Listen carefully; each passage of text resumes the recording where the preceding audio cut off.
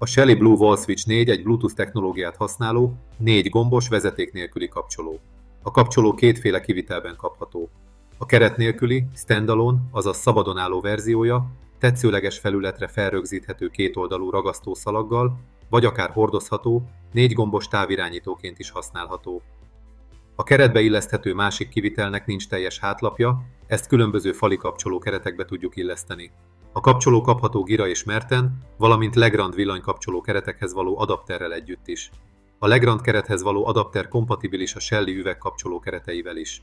A 4 gombos kapcsolót a szükséges adapterbe belepattintva, majd a Gira, Legrand vagy Shelly keretbe illesztve egy teljes értékű vezeték nélküli kapcsolót kapunk, melyet csavarral is tudunk rögzíteni a fali ajzathoz, vagy bárhol máshol is rögzíthetünk csavarral, vagy öntapadós ragasztószalaggal.